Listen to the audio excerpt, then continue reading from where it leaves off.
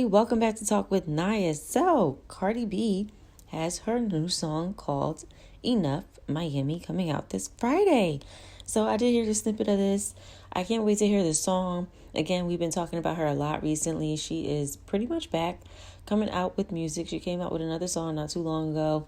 Offset just started his solo tour. People are talking about the low ticket sales, but he out there doing his own thing as a solo artist. And Cardi B is back because Offset was saying, she needs to stop being scared and release the music. And she's putting out the music, whether it's current music that she made or music back from a year or so ago. Either way, she is back and I'm here for it. Now, speaking of Offset, he did do an interview talking about his current relationship with Quavo, because we all know that the Migos broke up well before Takeoff passed. Rest in peace to Takeoff. And the rumor was that Offset allegedly slept with Saweetie. And we all know that Saweetie and Quavo had a very serious relationship. It seemed like those two were really in love. It was a pretty serious relationship. And this rumor is floating around that Saweetie slept with Offset. Now, I never believed that rumor. Because, I mean, how do we validate that it's true? I don't even know how that got out there. But remember when we just talked about how Cardi B was saying that she saw somebody at a recent event that she went to? We talked about that yesterday. I definitely ran into somebody. You know me. I don't play that shit. But I'll call you later because I'm on live. I'll tell you all the Tiana later. Bye. And people just were accusing her of using publicity stunts and fake drama to sell her music. People are saying that person she ran into was Saweetie. Now, they both were at this event. So do y'all think that it was Saweetie that she was talking about that she ran into? And if so, does that validate or does that prove true to this whole Saweetie and Offset rumor? I don't know. However, I do feel like Quavo and Offset, just like he said, they're brothers, and people need to mind their business. That's what he said. I feel like they're brothers.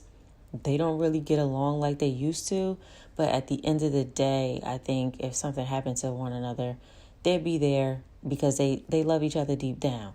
They also don't have Takeoff as the glue to bring them back together, because Takeoff would say, we family, regardless.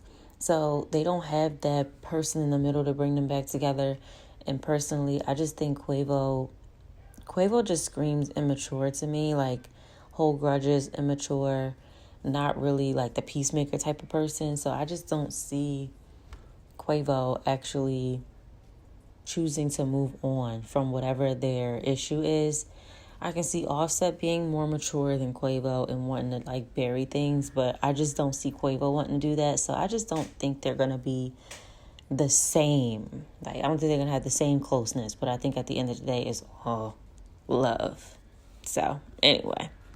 All right, moving on. Speaking of relationships, so Joey Badass and Soraya basically had a little emotional exchange. Now, this couple, they're really, really cute. I mean, if you are watching, not BMF. Well, Soraya was on BMF. Joey Badass is on Raising Kanan, doing an amazing job. Plus, he's an artist as well. And I would see their pictures and I'm like, oh, they're such a cute couple. But to see this, I don't know what left her in tears. Relationships have ups and downs, so I'm not going to judge. But, hopefully everything's okay in their camp, because I thought they were real, real cute. But it's interesting when people start to see the real, that those relationships that look so perfect on the outside really are going through a lot of ups and downs. Now, moving on, Beyonce, decided to post a story for the pre-order of Cowboy Carter Renaissance Part 2. So apparently that's coming out the end of this month. I believe March 29th. Her site has all the pre-orders, the vinyls, some merch and everything. So are you guys going to be buying some merch? Are you going to be doing some pre-orders? I guess Beyonce's in this country era for Renaissance Act 2. Okay. So I'm here for the music. We're going to see what it's given. Okay. Now, speaking of music, and I had to talk about this. Glorilla is funny as hell.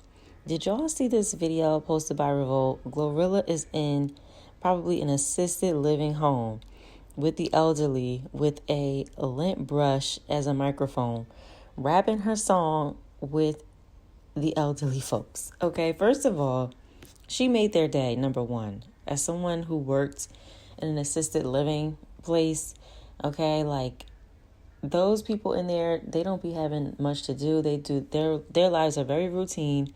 Their families don't visit them like that. And they're just dwindling away as the days continue to go on and just aging and then eventually pass away. So I'm sure that these people are going to remember this day for a long time. And I'm sure it gave them a lot of joy and spark for their whole week, maybe their whole month. Okay. So I thought it was very, very sweet of her to do that and go and entertain them and spend some time with the old folks because they need some love and some activities and entertainment, okay? But I thought that was funny as hell. Now, Glorilla, when is Glorilla going to get another, like, banger like FNF? I'm waiting for that.